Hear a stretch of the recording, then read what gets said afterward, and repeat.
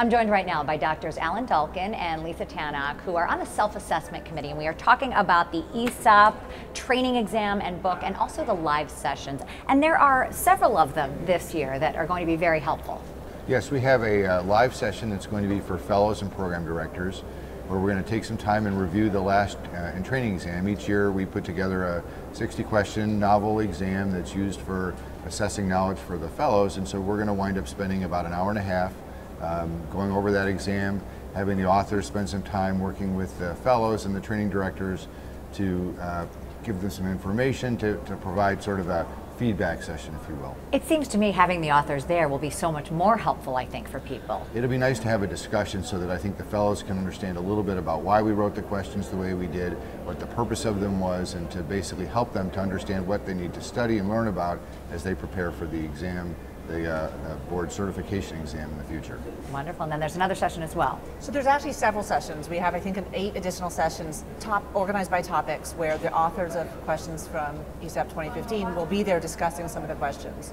So it can be used as kind of a sneak preview of what's in the content this year, and again, a chance for learners to meet with the writers of the questions, understand what the rationale, the learning points, and the goals of the questions are. Can you discuss how critical this is for really helping people to maintain their certification? So I think it's a very valuable tool. The idea is to help learners recognize their own areas and deficiencies.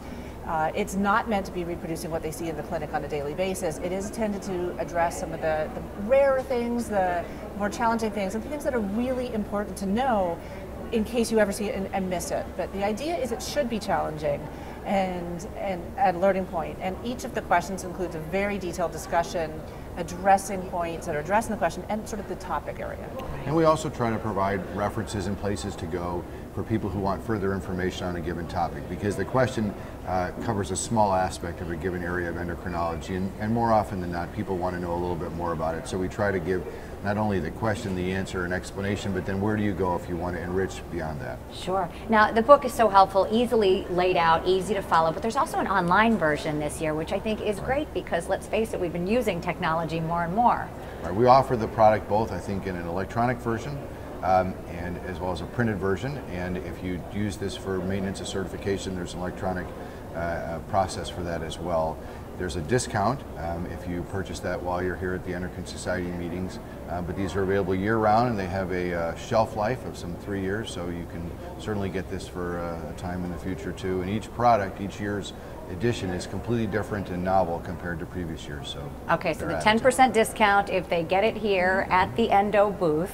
Right. And when you were talking about these links, for example, if you want more information, they're in the book, resources for you to get more information, but on the online version, I imagine there are just links to that and you can go right to it. There certainly are ways to get to the other articles, other information. I think for copyright things, it's not always exactly linked there, but I think we've made it as easy as possible to allow people to go and dig further. Well, it's so helpful for people, and then I think the interaction while you're here, sort of bringing it alive, is going to be even better. Thank you so much for being here. Thank you.